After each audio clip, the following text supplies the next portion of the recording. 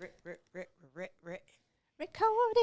What up? Hey. Hey. What's up, guys? We're back with another Two Straws. Hey. We missed you. We I hope you missed missed you. us. Yeah.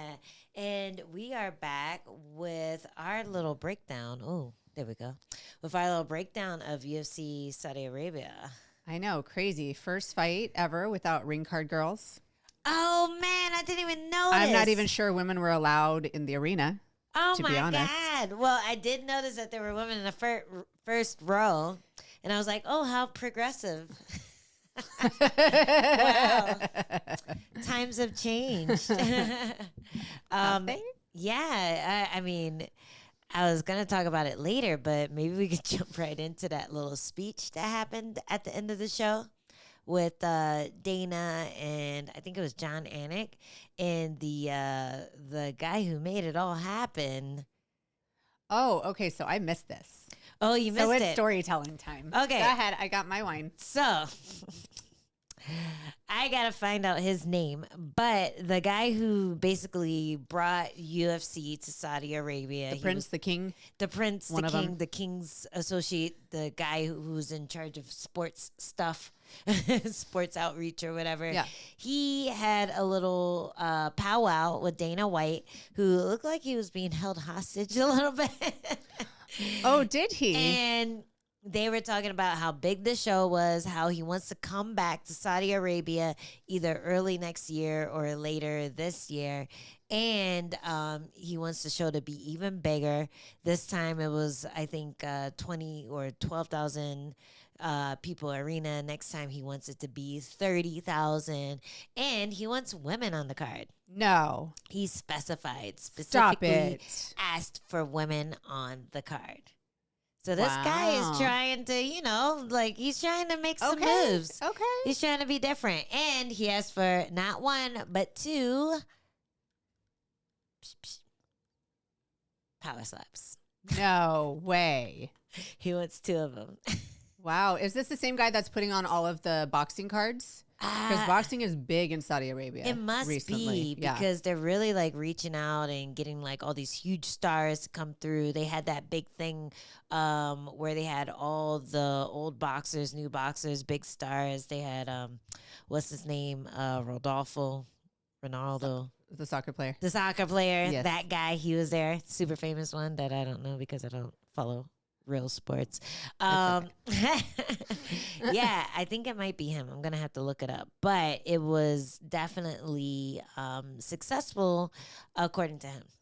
Well, I'm glad that he finally allowed this fight card to happen. I'm glad it was good enough for him, even though there were some change-ups.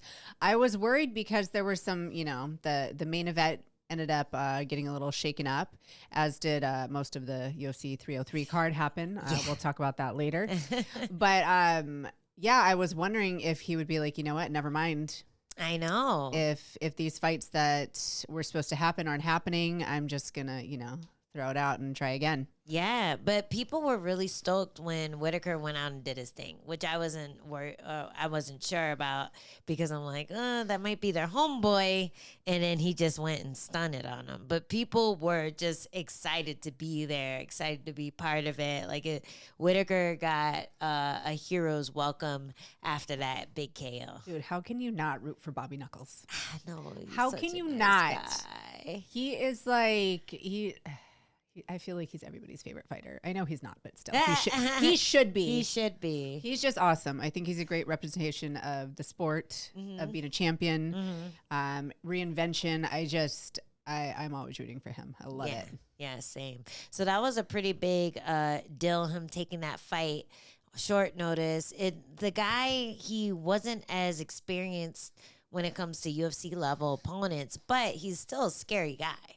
He's coming in there with a really huge record, just kind of, going in there smashing people and was having trouble getting matchups. So when he got pulled from the Trocolli fight, then, it was a little scary probably for Whittaker to take a fight like that, kind of gamble on his experience, on his ability to stun on people, but he was able to do that.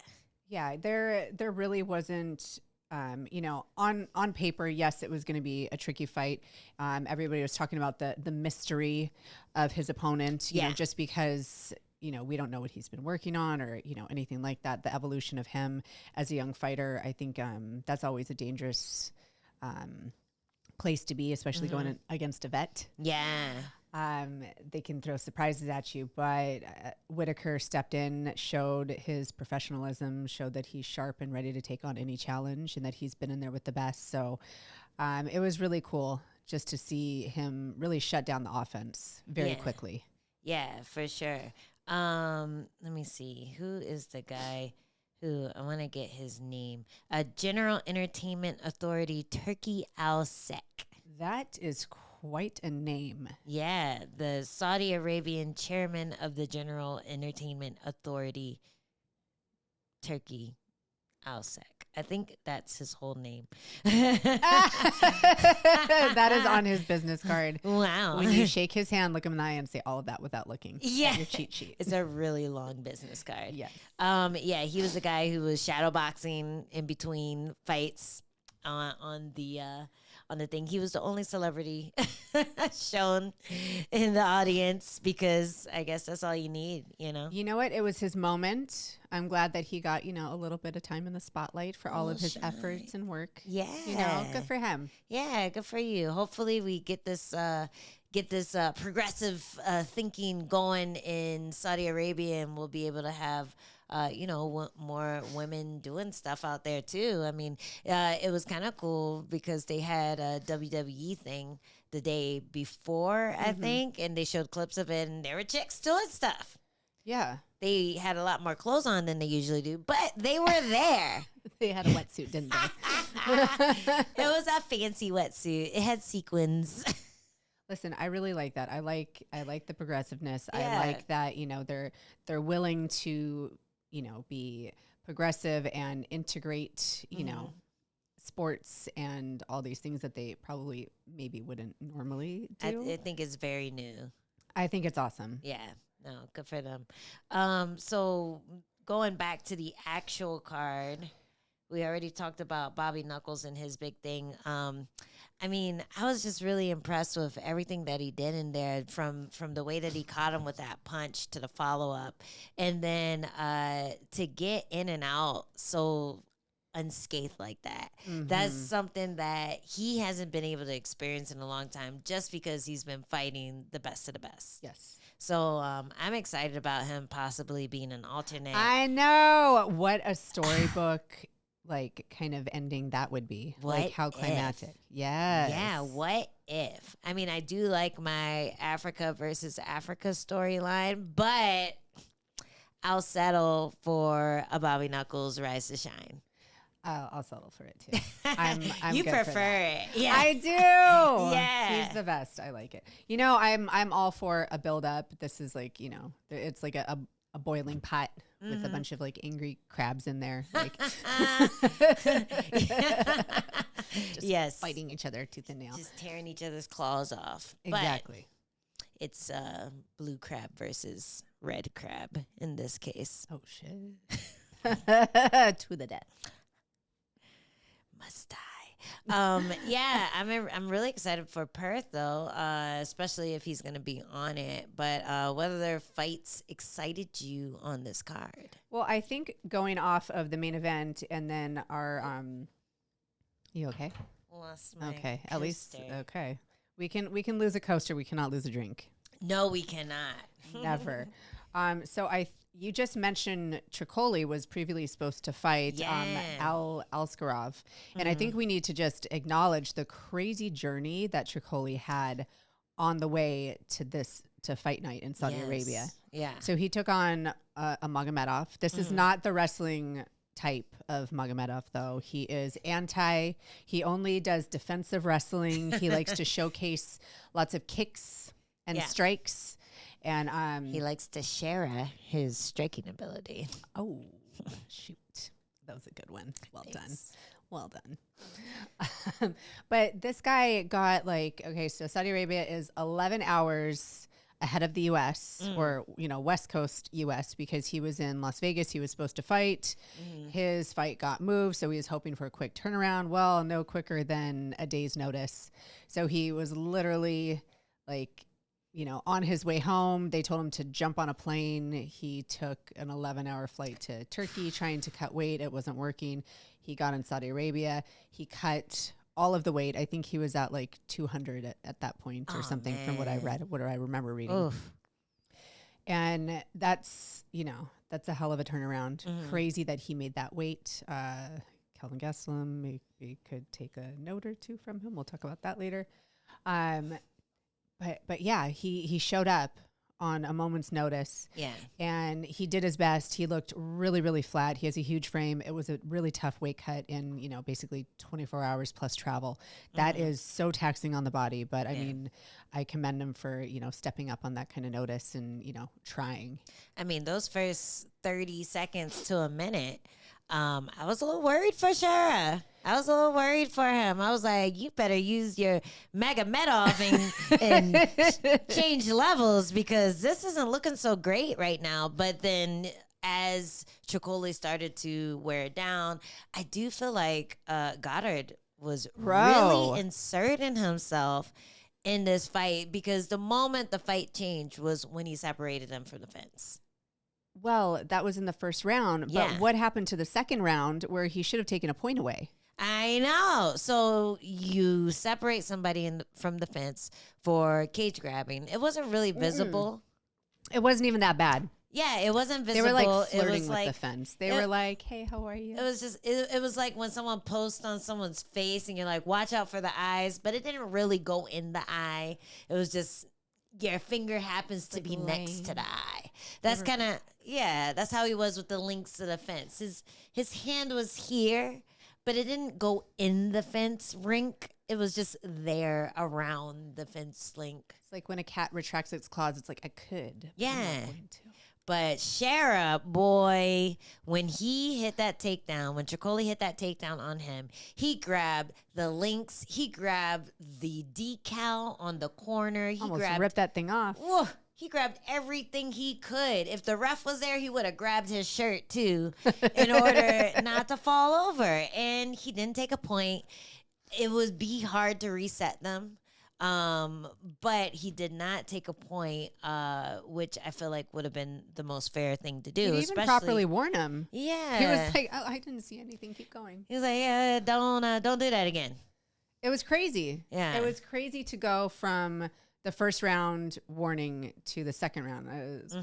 It was crazy to me. And you cannot tell me that did not change the landscape of the fight. It did, especially because Trocolli was really using every ounce of energy that he had. He knew that was his moment, his opportunity, that is what he had been working for and trying so hard for, and he was going to exert every ounce of energy to get that, which he did, and then it was taken away from him. It was. And you got to wonder if the KO had happened if he got that fence grab or if he separated him, because there really was a huge adrenaline dump after Goddard separated them from the fence in the first round. He wasn't really doing that much, but he was still scoring. He was still landing little shots and trying to work for the takedown. And then when Goddard separated them, he seemed very confused and really disheartened. So to kind of penalize him for that fence grab, but not penalize Magomedov for his fence grab, which was a lot more detrimental, a lot more completely cheaty. Blatantly. I don't think I've seen such a bad fence grab ever, or I can't remember when. It was worse than mine versus Carla. But at least I paid for it immediately after. There was no Magomedov. He grabbed the fence and then he benefited, and that's when people get mad. No one cares when you do it and get choked out. Fair. I mean, people still bring up the Jose Aldo Chad Mendes fence grab. Chad Mendes was trying to take him down. This is before UFC, trying to take him down. He hits his big takedown. Jose Aldo grabs the fence and then immediately is able to turn around and knee him in the face. That one, the highlight reel knee that they play before Jose Aldo fights every time. Jose Aldo, he was Jose then. That was before he was Jose. Oh, okay. It was years before. Okay, you were still, I swear you were watching the Spanish broadcast. No, I wasn't. I mean, maybe I was. It was New York. It was New York. They only played WC on Telemundo, which I called whack. But yes, we digress. People are still mad about the fence grab, and Jess is still mad. I call him Jose. I am. Get over it. No. Yeah, I'm still mad at Goddard. I feel like that happens a lot with him. He kind of inserts himself into a fight, and it seems to really change the outcome, and not in a good way where a ref is kind of just making sure people aren't cheating. It just seems to like make people uneasy, and then weird things happen. Yeah, I mean, the ref is there to keep you safe, to keep the course of the fight fair, and protect you when you can't protect yourself. Yeah. And if he's not doing that, it's a hindrance. Yeah. That KO was nasty though. It was. What do you think about how Shara Magomedov matches against, future tougher opponents? I'm still, sorry, I know this was a big win for him, but I'm still not completely on board with the height train that they're pushing. Yeah. I'd like to see a little bit more. I'm still seeing a really young fighter, and I'm not saying he's not talented. I'm not saying that he can't climb that ladder. I'm just saying I need to see a little bit more, because what he did with somebody who came in at such a deficit was it wasn't as earned as it could have been. Yeah, there are a lot of weird things, weird coincidences going on with that one. And I know that he's got a lot of a big following. He has people that are expecting big things out of him. I would love to see that. I'd like to see him, fight some tougher opponents, fight some people who didn't, make weight on a day's notice and, travel for 17 hours plus. I'm just not completely sold on it yet, although I do think he has a lot of potential. Well, are you sold on his potential to be a famous actor? Yes. I'm like, listen, this is the role you were born to play, homie. Good for you. Yes. He's playing a serial killer. Yes. You sent me an article saying that in order to get his visa, like this isn't even a side hustle for him. He's only doing this so he can fight. Yeah. But in order to get his visa to fight and work in the U.S., basically, he's taking a role in Hollywood as a serial killer. Yes. That's they crazy. Scouted him out for this, though. Like they sought him out. They found him. And they said, this is the man that we need to be our serial killer. I mean, how scary of a henchman is he? He can fit into so many different roles as someone who kills people. Yes, absolutely. Yeah. He'd be a scary repo man. He'd be a scary bouncer. He'd be a scary anything. Scary anything. Yeah. But that eye too, man. You can make so many backstories about it. He could be a fisherman. He could be a soldier. He could be so many different things. And all the backstories would tell you how he lost his eye and now he's gonna kill everyone for it. Yes. Yeah. Payback. Yeah. I can see him playing a role like the guy in No Country for Old Men. Oh, he was yeah. Well, I mean, yeah.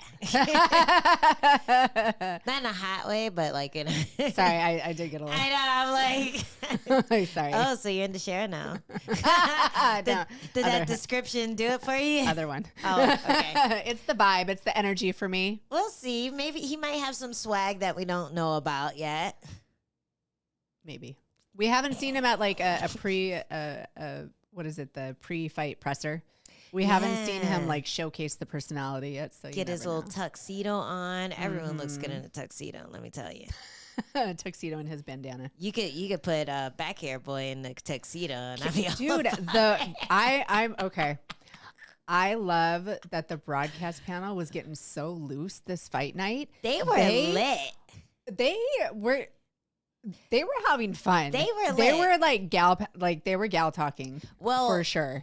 It was like an episode of our show. It was. I feel like there was alcohol there. And like Saudi Arabia, you don't really have alcohol just laying around. You don't have bars and stuff that are easy to come by, right? Uh-huh. So I feel like there was alcohol there for them, and they indulged because they were lit. Like they were loose. Whispering to the refs. They were talking to like Herzog about the other fence grab. They were whispering, dude. This was like the favorite fight night I've ever listened to Bisping.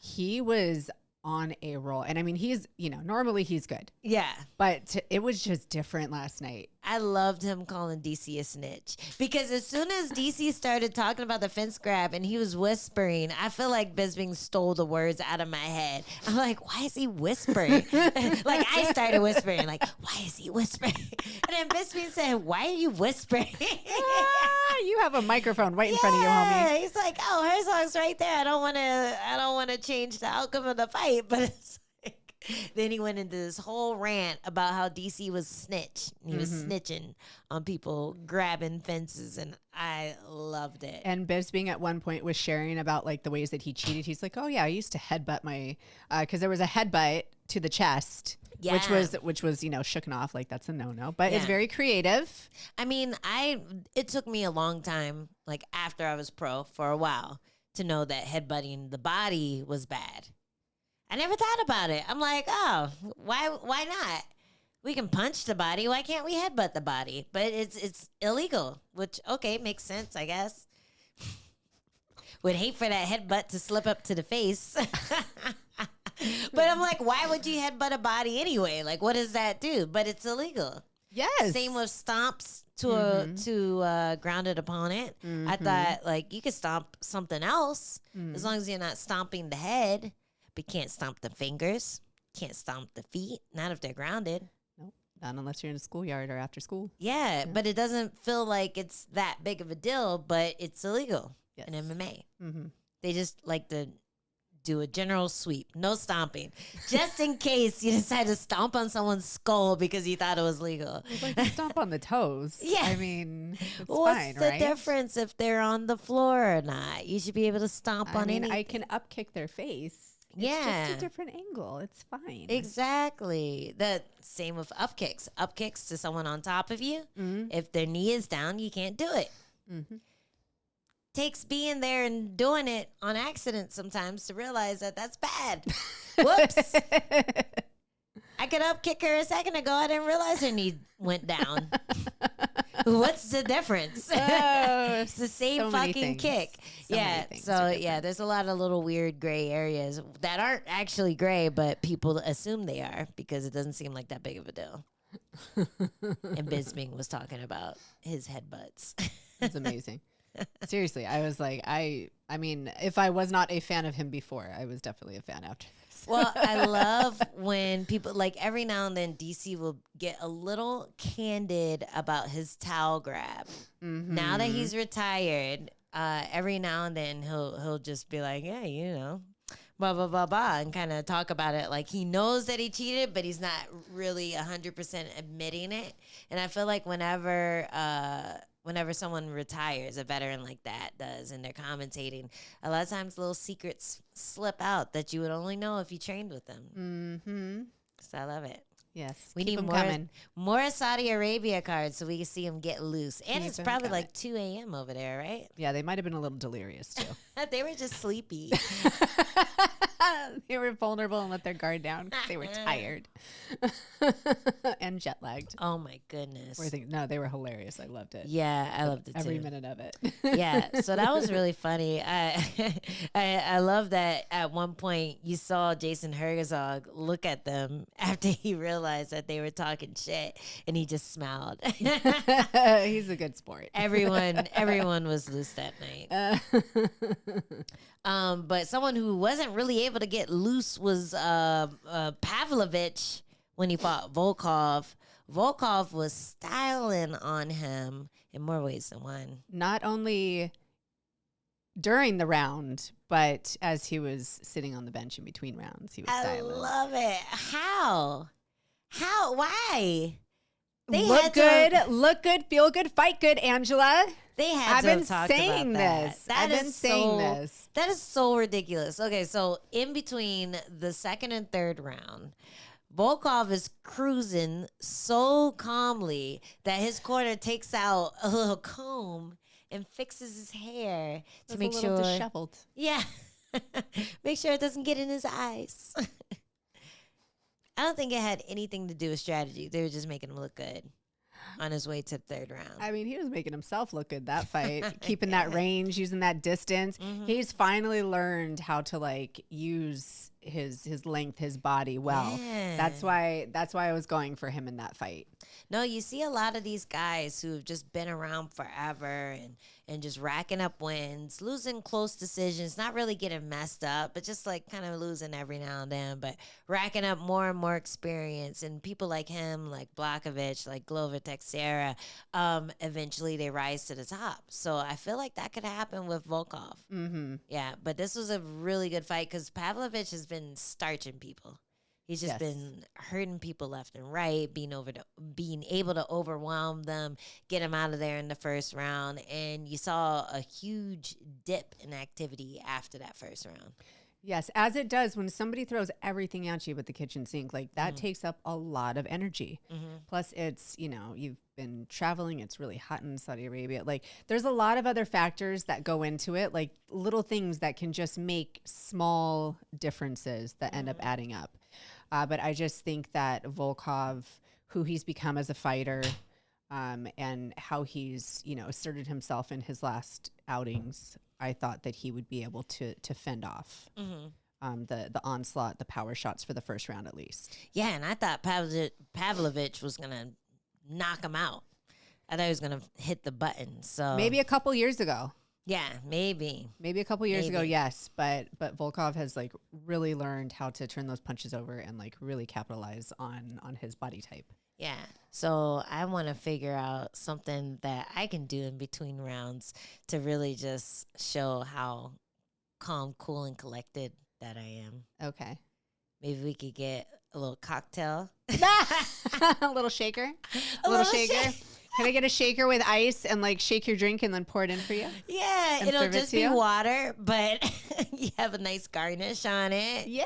Maybe create a little foam. Maybe a little umbrella. Yeah, umbrella. Just whatever's quick in the corner.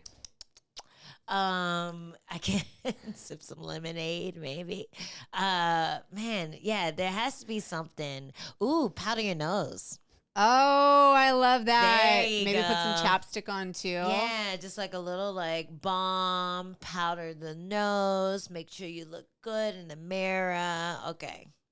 I'm good. I like it. I got to get Chris, the makeup girl, to corner me one. You're like, listen, I need a fourth. She can really touch me up. I need a fourth. Yeah. Don't ask questions. Just say yes. She's already going to be ringside. So let's just let it happen. Yeah. Or if I have the afro out, I could just get someone with afro pick. To pick it? Yeah. Yeah. Yeah. Oh, yeah. It shrinks so much, though. They take out That's so why you much need to of my pick it. hair. The curls get too tight. We'd probably lose a couple. Well, you got to do it in between the first and second then. Yeah. First and second for sure. Or like as they're, putting the water on the canvas and announcing you. Yeah, there you go. Yes. And then. Yeah. And then hot tour. Then give the canvas a little hot tour so you don't slip.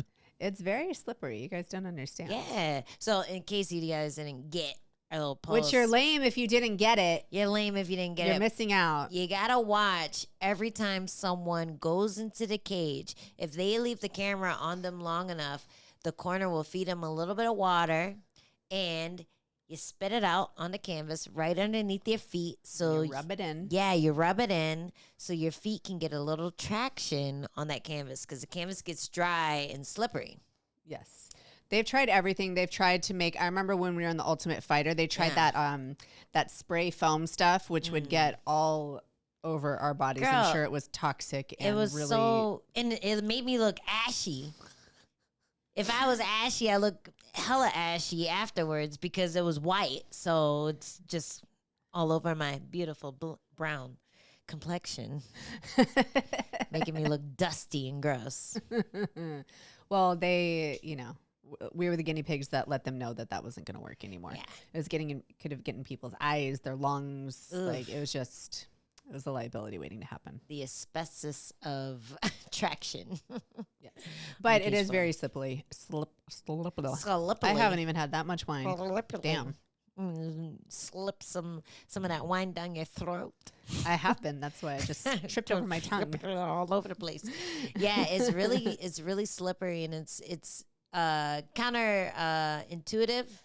The fact that the water helps you get the grips, but it does. So you put water on a dry canvas. Sometimes the commission yells at you if you just pour it straight out of the water bottle. So that's why you feed it to your fighter, and then they go ha. And then commission can't say anything. Oh, sorry. Whoops. My bad. Yeah. Any other fights that got you excited? I know one that got me kind of heated up. Oh, tell me. And that was Gastelum versus Daniel Rodriguez. That got you heated up in more ways than one. I was so livid because this guy decided to wait until Daniel Rodriguez got there in Saudi Arabia, probably already halfway to the weight cut. Remember, we threw a little shade at ESPN MMA for making a big deal about Alex Pereira's weight cut being 22 pounds in 14 days. Well, once you get to 7 days, it actually kind of means something. Yeah. Because you've planned to be a certain weight once you get to Saudi Arabia, whether it's 10 days before, 7, whatever. You plan to be a certain weight there, and then that's when you start portioning your food and getting your water situated, your sodium, all that stuff, and you plan on being a certain weight. You work out just enough to be a certain weight on water cut day. So I'm not sure which day that he was informed, but it seemed like a couple days before water cut day, he was informed that, Kelvin Gastelum can't make it to 170. So 170, yeah. And then, so like professional Rodriguez asked for it to be 180. D-Rod. Yeah. He asked for it to be 180, but Kelvin said, no go. I can't possibly make that. It has to be 185. And it's really disappointing that he did it like that he did it at all, because this has become a pattern for him. Mm-hmm. This is not just a one-time thing. And I don't, he's a friend. I don't mean to be, overcritical, but this is a pattern. And I'm just wondering, did he have any intention to make weight? Because that is a strategy in itself. Yeah. I mean, he has a podcast called Missing Weight. That's the name of his podcast. That's like if we fought an atom weight and our podcast was called Two Straws. It's doesn't just really work, as egregious. Yeah, no, he's like, my podcast is Missing Weight. Guess what? I'm gonna do it. I can appreciate that he has, taken that kind of power away from it, and he's made a joke of it, and all that kind of stuff. Like with the podcast, it's cheeky. I get it, because it has happened, but for this to keep happening is... You do that once you get the shit under control. Yes. You don't do it beforehand, because you're just setting yourself up to be made fun of. Yeah. Yeah. No, it's... You still got a problem, man. You have an eating disorder. Stop it. Most fighters have a variety of eating disorders. You either eat too much, you eat too little, you always think you're fat, you have body dysmorphia. I feel like Kelvin Gastelum just doesn't give a fuck. Yeah, I mean, unfortunately it's starting to appear that way. Yeah. There are some people that do have a battle with the scale. He's not the only one, but most people are trying really hard to make sure that doesn't happen again. Mm-hmm. And I don't see that, unfortunately. Yeah, and it's just a discipline thing, They were joking about it in the broadcast, but they're like, Kelvin seems fresh this round, blah, blah, blah. And they're like, I wonder why. Yeah, because D-Rod is over there eating lettuce for 2 weeks to get rid of that weight, and Kelvin Gastelum is at the taco truck. But it honestly, like I think a lot of times you remember a weight cut that was easy, and you remember the things that you did during that weight cut, and you still try to get away with those things, even if you know deep down that your weight cut is harder nowadays. And I think that happens a lot. I mean, Kelvin's had this issue since tough, you know, but he's been able to make the weight. And so I think he cuts corners and he takes chances when he knows he probably shouldn't. I mean, potentially. Again, like I'm not in his camp. I don't know what he's, I'm not sitting across from him. He's eating at the table. tacos. It's on his podcast. It's on his podcast, missing weight. There's proof. It's unfortunate because he's really talented. Yeah. And he's not doing himself any favors. No. And he's taking away from his legacy. He really is. This is an asterisk by his name, and this is what people are going to remember him for, unfortunately. And it's always going to be brought up. And he's still young enough to turn it around and to make changes. Yeah, and he's a big enough name that people aren't going to turn down fights from him. But, I mean, that's not going to last forever. Yeah. I mean, you saw Dana White's post-fight press conference talking about he was disappointed. No, what did he say? Just that. He's like, listen, this has happened before. He's disappointed. And, I mean, they might start taking certain opportunities away from him. And, his seriousness might be taken away. Yeah. And it's unfortunate. And I really would like to see him do better. Yeah. Well, in the meantime, he's still on a quest for Golden Corral.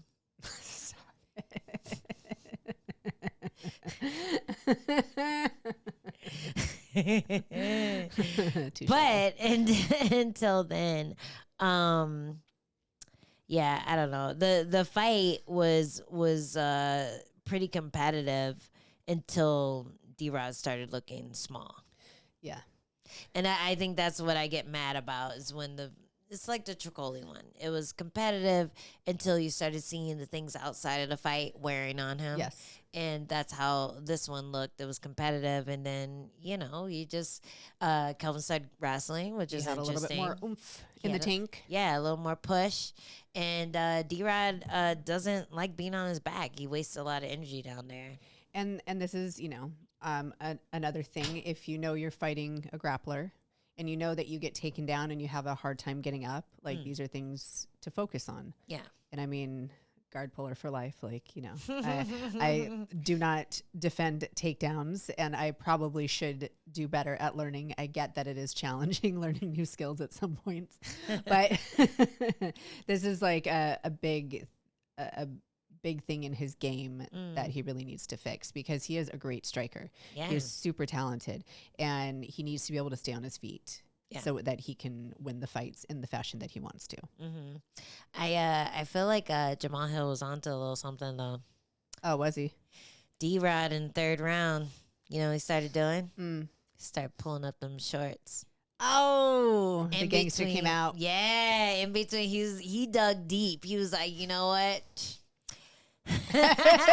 Every 2 seconds. You can't unsee it now. You can't unsee it. I like it. I'm like, all right, maybe this is like a West Coast thing or something. Like, I mean, he is from SVG. They go kind of hard out there. Okay. So yeah.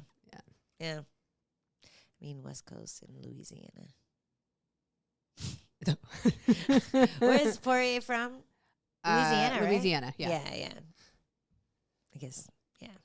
Same, but different. Same. They got gangsters all over. American hood. Yeah. So I thought that was interesting. I hope he comes back stronger after that, because we've seen him pull off a lot of crazy finishes, a lot of crazy knockouts, and he's one of the originals, fam.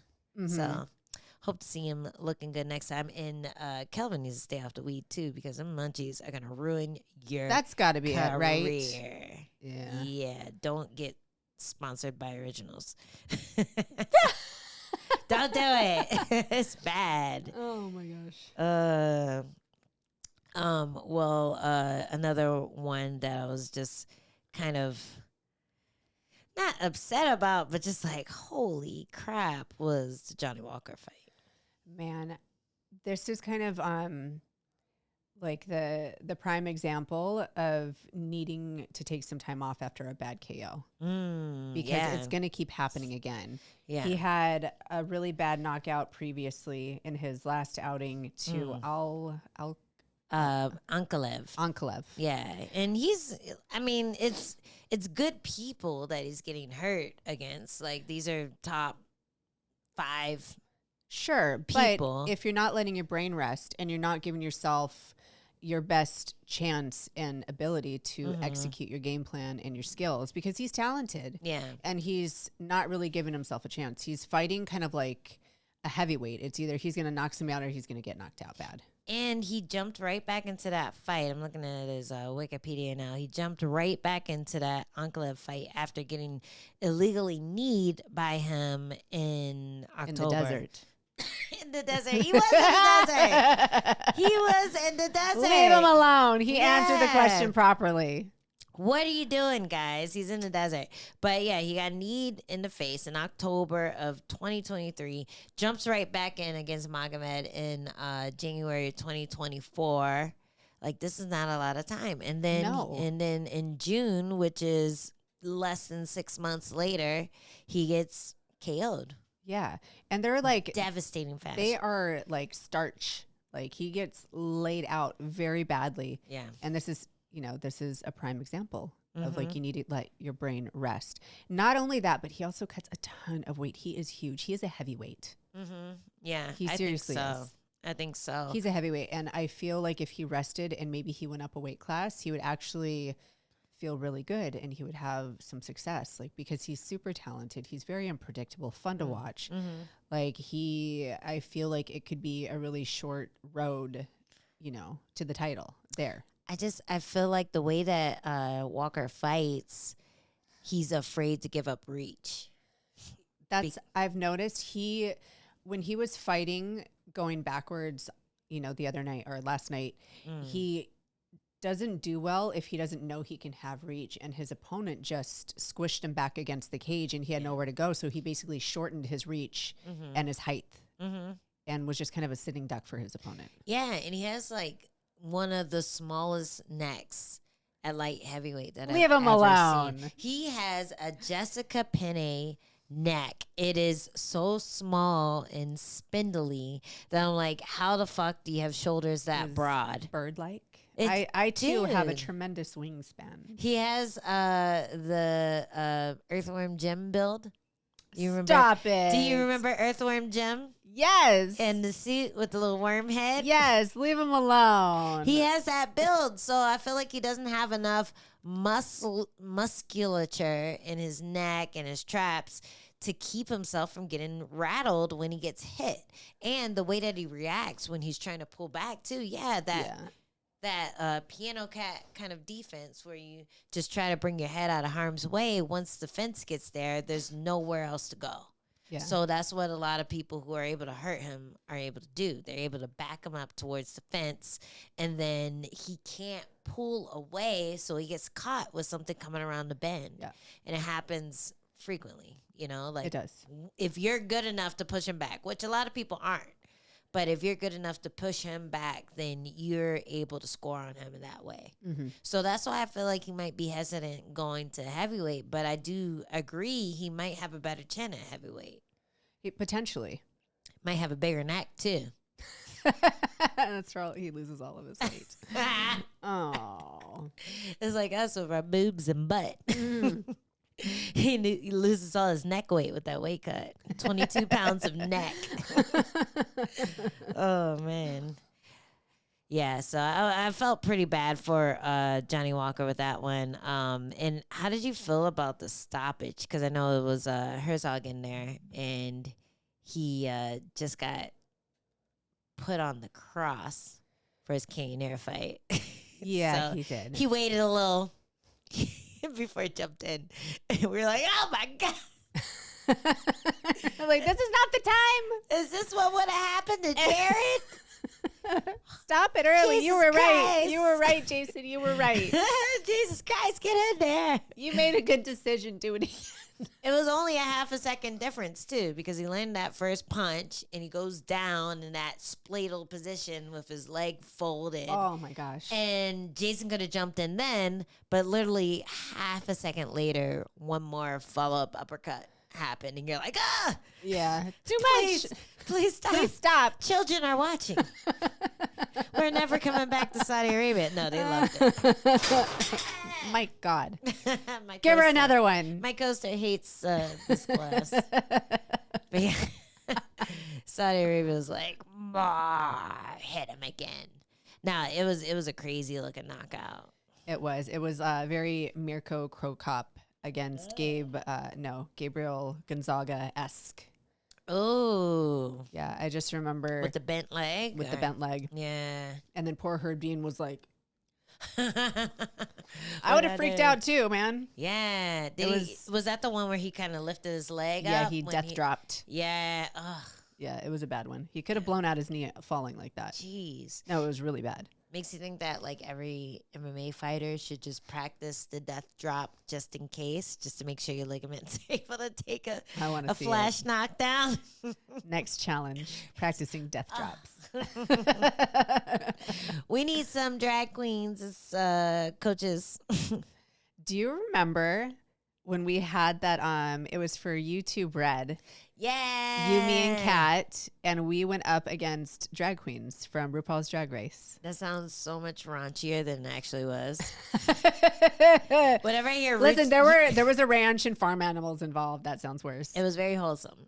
But yeah, we went up against drag queens and we did like a bunch of rodeo Laganja challenges. And Miss Angela and Cartney Act. Shangela, yes. Shangela, she was cute. Yeah, I love them. They were great. They were great. Yeah. So yeah, that was they didn't teach us how to death drop, but I think we should practice. Maybe that'll be our next that's our next challenge. little challenge right there. We'll stretch.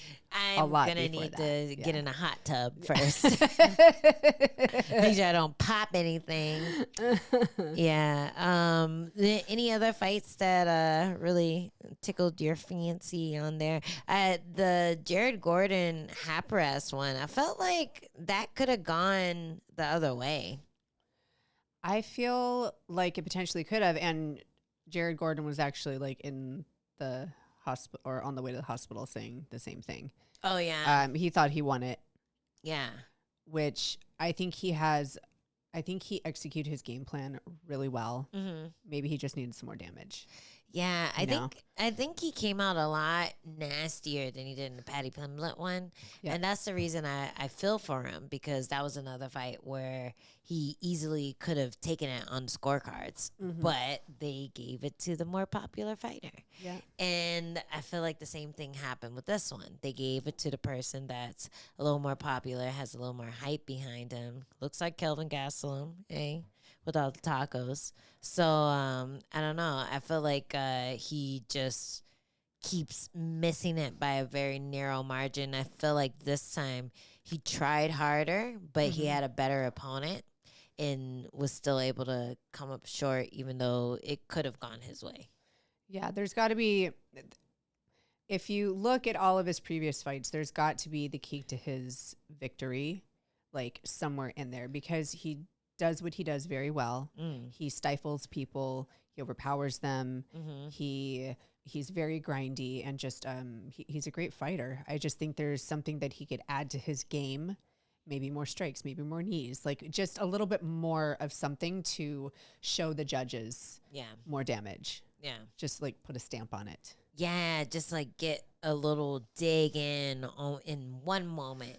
Yeah. One moment around. And that's one of the things that I started focusing on when I was losing all these close fights, is just the big moments, like how to make a moment bigger than what it would have been or than what I naturally do. Yeah. Because like in your head, you feel the punch land, you see their eyes do something weird, you see a change in their demeanor, and it looks very obvious to you, the athlete, that you're winning. And then you don't win, and you're like, well, what the fuck? Yeah. And I think if you can look at the tape and with like unbiased eyes, then you can try to see what other people saw, even though you felt a certain way during the fight. And you can make a case for, okay, maybe I could do this more. Maybe I could push a little harder. Maybe I don't reset until I throw 5 punches or 6 punches, you know, and that's how you create those big moments. So I feel like he did that in a few of those rounds, but yeah, he just has to push a little bit harder in order to put it in. I think Haqparast was a very game opponent too. Absolutely. No, he's a huge talent. Like he's climbing that ladder. And Gordon gets marked up. Yes, he does. That's the other problem. You have to think about the optics and try not to get hit, because that was another thing that I was doing. I was just kind of taking him on the forehead, and that looks like getting hit, even if you're not taking damage as much as you feel like you're giving it. And I think he's used to doing that, but the more you do that, the more scar tissue you have, the more you get busted up. Like, yeah, there's a lot of things going into that, but I hope he doesn't get down by that, because I felt like it was another really strong performance.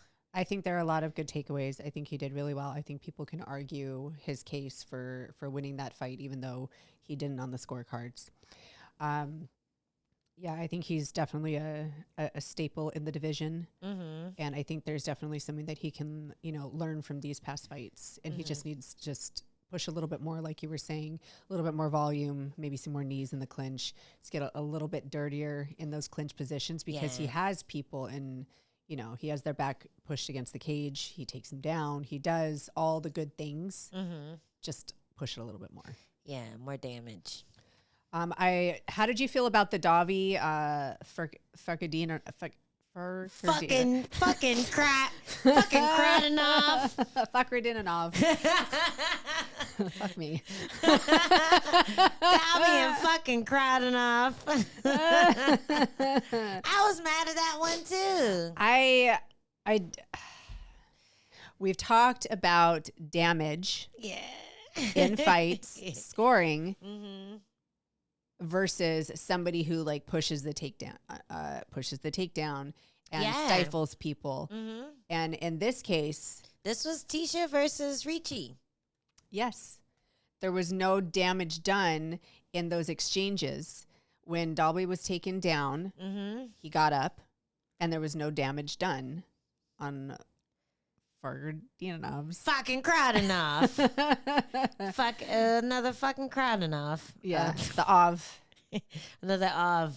The wrestler. He tried to Ov him, and I felt like Dalby did a great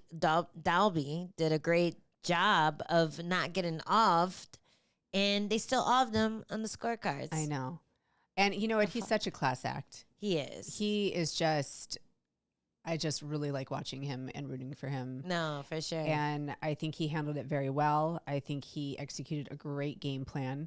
He was putting, the Ov against the cage, and he was doing damage. And he was using his funky breathing pattern. If somebody was breathing like that in my ear, I think it would make me spaz out and like get the fuck off the fence. I'd be like, you weirdo. Especially if it was like in the ear hole. Yes. That would freak me out a little bit. It would. I might try that next time. Do not try that in practice. I will fish hook you. I gouge you. I will bite you. I will do I just something want to see dirty. what happens. Do not. I will freak out. I can't wait. Just the thought of it. Just the thought of it gives me like. Well, Adam's really weird about like neck stuff. Oh yeah. Yeah, it's like he thinks he's a wild animal or something. Like, or I'm a wild animal. Yeah, going for the kill shot. Yeah, he's protecting his jugular. Yeah, so he's really weird about that. So I feel like it's a similar thing where you feel that breath on your ear, and it feels. Don't upset Butcher. He just looked at you. Oh, I'm sideways. Sorry, buddy. You scared the puppy. Angela's dog has a thing with blowing too. He does not like getting blowed on. He doesn't like fans. Ceiling or floor. If I open a soda can too close to his face. Yeah. Oh my God. The soda blows on him. The sound, the bubbles, everything. I'm sorry, buddy. He's okay. He's stealing. He'll forgive me in 20 minutes. Oh, but I know. Yeah, I was really upset about that fight. You know, he got dropped, but it was still a really good performance for him. I felt like after that he just turned on. And he was scoring. That's the his entire thing. time. Yeah, he has to get dropped. He has to like get put in the worst position possible. Yeah. And then he comes back. Yeah. Every time. I would bet on him every time because of that reason. Yeah. I feel like fights should be scored in a way where you're looking at, okay, at the end of this round, from what I've seen, who wins the fight to the death? You know what I mean? Like, who wins that? If you keep on, maybe the first round, okay, he got dropped. Maybe in a fight to the death, he gets dropped again. But you see the second round, and you see him hitting the guy and just getting pushed up against the fence and then getting away and hitting him again. You're like, I feel like in a fight to the death, he would hit him enough that he would win and kill him. You know? Totally. And then same in the third. I'm like, in a fight to the death, if this just went on forever, I think guy with the beard is going to get super tired because guy who doesn't have the weird beard is breathing in his ear and punching him in the face. Like, I feel like that guy would win in a fight to the death. I feel like we can take this argument to the Athletic Commission right now. We should. And plead our case. Sal D'Amato, you motherfucker. We're coming for you. In a fight to the death, that fucking Krenov would not have won. Sal, we need to talk. Because he gets it right a lot. Like, more times than not, he gets it right. But then every now and then, he just pisses me the fuck off. I know. I mean, nobody bets 1,000, you know? Unfortunately. I know, right? Everybody trips up sometimes. This one, unfortunately, was, you know, somebody I was rooting for. So, womp womp. Yeah, but good job, Dalby and Magomedov. You learn some new tricks, maybe some spin kicks or something. Get together with Shara. You know, share some game secrets. Plans. Yeah. Like merge them as a fighter and you have a really dangerous, like well-rounded fighder. Yeah. No? Yeah. That's scary. You have like a super ov. Uberov. I cannot defend off. Oh, man. All right. Well, what else we got on here? That Lima guy. He was the whitest Brazilian I've ever seen. I missed that one. I just saw the finish. He got the rear naked choke, and he did it for his mama. Oh, what a good boy. I thought that was so cute. So cute. Yeah. I mean, that's all I have to say. Is it cuter than all about the it. other times that people submitted for their moms? I mean, he hadn't seen his mom in 2 years. Oh, why? So it's something to do with his visa or something. But because he won that fight, or he won the fight so he could go and visit his mom. It had something to do with that. Oh, I love him. I don't know the full story, but that's what the commentator said. And I was just like, oh, he's so sweet. No, that's so sweet. I fell for it. What a good son. It totally like I'm a fan got now. me. Yeah. I would love for my son, my future son, to do the same. He will. Butcher. he'd choke someone out for me, for sure. As long as they don't blow on him. That changes the landscape. Yes, sorry, Mom. It's going to be another 2 weeks or 2 years. Yeah, that one's pretty cool. And then they had that weird Road to UFC fight. Did you see that one? The opener, yes. The opener one. I thought that was such a green fight. Well, and this is the complaint about the road to the UFC. The complaint being that a lot of the fighters, it's like a developmental league, and they fight in this tournament to get a contract, a lot like Dana White's, Contender Series. Yeah. But they are not as developed, and they're coming from more obscure places with less resources, with less training. They're a lot less experienced. And so they're getting these UFC contracts, and it's really challenging to like start your career and cultivate yourself within the UFC. Normally you want to do that outside. You know, there's plenty of opportunities for amateur experience, for like local circuits, but I think where these people are coming from, there just really aren't those opportunities. So they're getting shot straight into the UFC, and that's deep water to get into right away. Yeah, it's we were talking about this last week, where you have big fish in the little pond, and then you go to UFC and you realize how small the big fish is from where you're at. You know, like it's just a factor of not having a lot of people come through who are good at certain skill sets, and then you realize right away, oh man, I'm behind, and I have a lot of catching up to do. So I felt like even in the striking category in this fight, I'm watching them throw knees, and they're like kind of bouncing. They're like throwing jump knees and clench, and there's no weight behind it because they don't really. It felt like they didn't know how to put their hips into it. You know what I mean? It just felt like a very green fight to me. And then I wasn't really sure who won, and they picked a winner, and I felt like it could have been toss-up. Yeah. So I felt the same way. Yeah, I was watching that, and I'm just like, yo, these guys are mad green. Hopefully what happens is they get, sent to one of the UFC PIs, and, they start hooking them up to all the machines and giving them coaches. And I mean, they have VO2 Maxes and Dexas. Filling them full of medications. Lots of good thorn supplements. All USADA approved, even though we don't fuck with them anymore. Fuck you. Bye. Yeah, I thought that was pretty funny. But then you had Gadziazulab versus Ribeiro. Did you see that one? Yes. That was another fence grab situation Yeah. with Herzog, where he separated, gave him a down position, and gave him a point. Yeah. Right? Yeah. He took away a point. Yeah, I think that's why I was so upset about the way Goddard handled the Shara. Like, you just had a prime example of the proper way to handle it. This is what you do. Yeah. Herzog is the example. And we have to prop him up because we talk mad shit when he stopped the King and Air fight early. That was a hard one.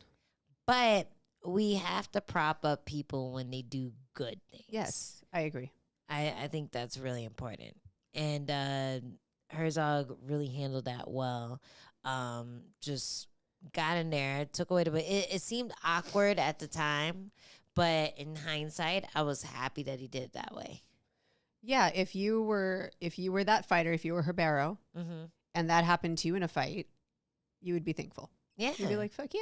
Yeah, absolutely, thank you. 100%. Thank you. Even though it kind of messed up the momentum, but it did. He ended up getting back up to his feet fast, but still, it was addressed in the proper way. Yeah, addressed in a way where he's probably not going to do that again because he knows he's going to end up in, if not a worse position than he would have if he had just defended it without cheating. Yeah, it's a good job, Herzog. Yes. We do give people crap a lot, and I do agree that he made a really good call. Probably the best call of the night. Yeah, I really like that. I thought that was cool. Are we gonna talk about Hair Patch Guy? I mean, we kind of did. That was a fun fight. To be honest, that was a really fun fight. I enjoyed Kang versus Gastelum a lot. But I was too, like the commentary does, I was very distracted. Yeah, me too. I was very distracted. Yeah. I was impressed by the timing of Kang. He got in so deep on those takedown shots. He timed the right hand. He timed the punches of Gastelum so well and got in on the takedowns. Unfortunately, he didn't do damage. And he spent like half of the round in a dominant grappling position. And Gastelum, like usually like at the halfway point, maybe a little bit after, a little bit before, started creating a scramble, and then he would get dominant position. He would just do more damage, and that's what ended up winning him the fight. Yeah. Yeah, I was really impressed by Hair Patch's his leg kicks. Yes. His leg kicks were so heavy. And I felt like maybe that little hair patch had something to do with it. Just put a little extra stank on it. Yeah, because it was on the opposite side of the kick. So I felt like it might have generated some extra force, maybe some what do you call it when you're able to break through the air faster? G-force. It made it more wind shear. Yeah, it made it more aerodynamic. Maybe it was like a weighted vest. Yeah, it was like a little weight on the side of his love handle that just allowed him to torque his body even faster from that side than the other side. Like the swimmer's draft. Like when I was on the swim team in high school, like a lot of the girls wouldn't shave their legs or their arms until like, you know, the big swim meet at the end. Okay. Yeah. And what and did then that they would do? shave everything. And so you're swimming with this drag and it was like heavy. And then it like, you know, after you shaved it off, you would shave off a few seconds, maybe more on your times. Nice. So it was like a weight training. Almost. Yes. Like a exactly. parachute. Running Totally. with a parachute. Exactly. Okay. So that explains it then, because his leg kick was super heavy. 100%. And it's probably because maybe that thing turns into an afro. Stop. He trimmed it. He didn't shave it, but he trimmed it down. And he's used to catching more air when he's throwing that leg kick. So, yeah, that thing was nasty. Well, cool. I think, that's... I think I'm good with UFC Saudi Arabia. How about this card being sponsored by Manscaped and being one of the hairiest cards on the record of the UFC? There was so much chest hair. I don't know. I was just making it up. But there was a lot of chest hair, a lot back of beards hair, too. Lots of beards. Like these guys were hairy as fuck. You know what? I noticed a really weird commercial. It was a Pet Mom, like dog food advertisement. Oh, with and the I was lady like, singing? Yes. And I thought it was a really strange commercial. Not that like advertising dog food in between, you know, fights was weird, but like the jingle, the woman advertising, I was like, do they think a lot of women watch the UFC? Like, what's their demographic here? Because I'm pretty sure just like our followers on Instagram, it's like 90% male. Yeah, probably. But there's going to be a lot of women watching Power Slap. I know. Coming up. I know. Actually, I think more men still too. She has a big slap her in the titty. So, halfway through UFC Saudi Arabia, they announced that Paige VanZant is doing Power Slap. So I wonder what she's getting paid, because they think the average Power Slap gets like $2,000.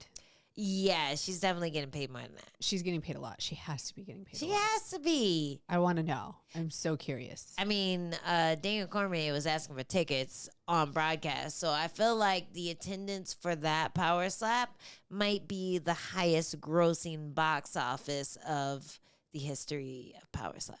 Well, I don't think it would be hard. I was just, thank you.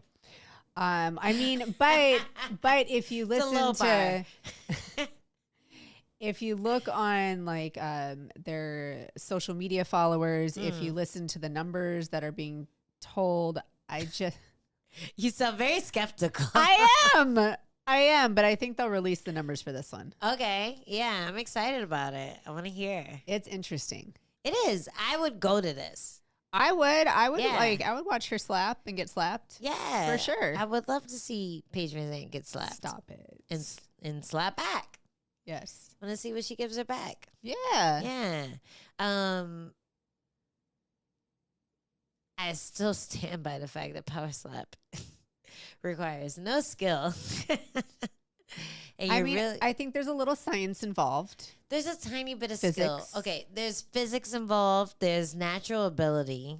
There is, natural Bone density. resistance to your fucking shit rocked, and Ooh. I don't know, just the ability to stiffen your arm. I feel like a cup would be better. A cup. Like a little cup. I've never watched it. unless it was like, on a commercial or something like that, or like, like scrolling. I've seen but Instagram, I feel like, I don't know if that would be illegal or not, but I feel like a little No, curve you could do in the whatever you hand want. Yeah. would like blow out an eardrum, and like that little extra pocket of like air would just like pop your eardrum, and it would just like pop your brain out. That's pop your brain out the other side of the ear. Yeah. It'd be like someone blowing in your ear really hard with a smack. Stop it. Ugh, horrible. Nightmare fuel. Yeah, I'm interested to see how this goes. I think it might be harder than it looks. I feel like Paige might be in for a shock. Well, I mean, hats off to her, because she is way gamer than I am. She does bare knuckle boxing, which I would never. She does regular boxing, which I might. Power slap, definitely not. But girl is making bank, so no judgments. Like, she is raking in the cash. She's Good making for her. bank. She's doing it on her own terms, which is, awesome, especially for anyone who left the UFC. I think it's really cool to see people be able to still have a successful career despite all the naysayers, despite everyone talking shit. Like, she is doing her thing. She is taking it straight to the bank. So I feel like anything that anybody has to say, like, look what she's done for herself. Yeah, look at it. Look at her bank account. Yeah, bigger than yours, isn't it? Yeah, just like her titties. Good job, Paige. So yeah, I'm really curious. I hope the numbers come out, because I'm really curious to see what she gets for this little venture, and if she does it again. I mean, if it's paying the bills, if it's making her happy, why not? Yeah, do it. All right, guys. Well, no bonus this week, because we're going to have our UFC 303 preview. So we hit almost every fight on the card. Just for you. You're welcome. Yeah. So make sure to tune in to the UFC 303 preview. It'll be up in a few days. And this has been another Two Straws. See ya.